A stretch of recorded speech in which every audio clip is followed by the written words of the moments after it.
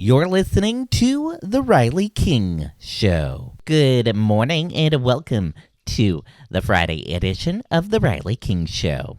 Today is Friday, January 23rd, 2026. I'm Riley King, glad to have you with us. Here's what we're covering on the show today. Scott Brown's campaign reports a strong fundraising in the final quarter of 2025, while John E. Sununu's campaign says it brought in more than $1 million during the same period. We'll also look at new comments from a special counsel who says evidence showed President Trump engaged in criminal conduct, and mixed signals from Trump on a possible U.S.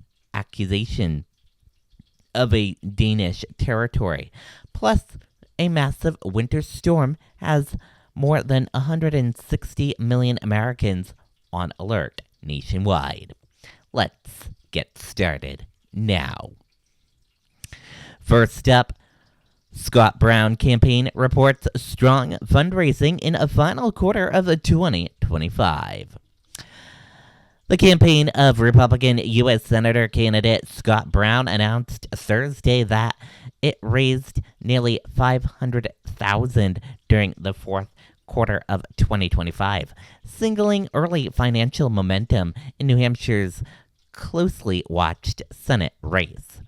Brown's campaign said it now has more than $900,000 in cash on hand as the former U.S. Senator and Ambassador seeks the Republican nomination, facing former U.S. Senator John E. Sununu in the primary contest.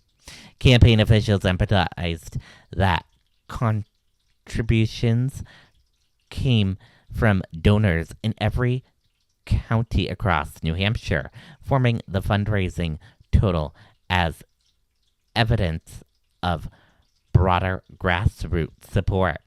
On the Democratic side, U.S. Rep. Chris Pappas is running for the nomination to succeed outgoing U.S. Senator Jeanne Shaheen, setting the stage for a competitive general election later this year. Sununu campaign reports over $1 million raised in the final quarter of 2025. Republican U.S. Senator candidate John E. Sununu's campaign announced Thursday that it raised more than $1 million during the final quarter of 2025, making a strong financial start to his bid for the seat. Sununu, who launched his campaign in late October, quickly gained momentum on the fundraising trail. His campaign told WRMK News Radio that it expects to report nearly $1.7 million in total fundraising across his campaign and affiliated entities for the quarter. Political analysts say the race could set a record for campaign spending in New Hampshire U.S. Senate contest as Sununu faced former U.S. Senator Scott Brown in the Republican primary. On the Democratic side, U.S. Rep. Chris Pappas is seeking the party's nomination, setting the stage for a high-profile and costly battle for the open seat. Special counsel says evidence showed Trump engaged in criminal conduct. Former special counsel Jack Smith, who brought criminal charges against President Donald Trump in both Florida and Washington, D.C., testified that his office uncovered overwhelming evidence of wrongdoing.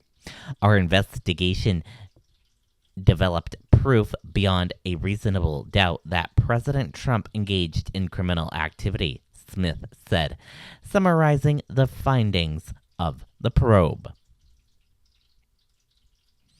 Trump sends mixed signals of potential U.S. accusations of Danish territory.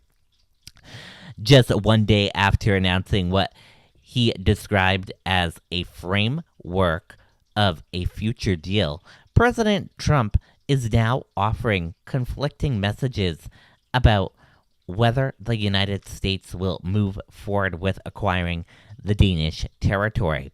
The uncertainty follows the president's decision to step back from earlier threats involving tariffs and possible use of military force, raising new questions about the direction and seriousness of the proposed agreement. Massive winter storm puts 160 million Americans on alert across the U.S. More than 160 million people across the United States are on alert as a potential catastrophic winter storms threatens to bring heavy snow and dangerously cold temperatures across the vast stretch of the country. The system spans more than 2,000 miles from New Mexico and Texas through the Midwest and into Maine. Several states have already declared state of emergencies as officials prepare for significant disruptions in hazardous travel conditions. Thank you for listening to this edition of The Riley King Show. Enjoy the rest of your day and talk to you all tomorrow. Bye now.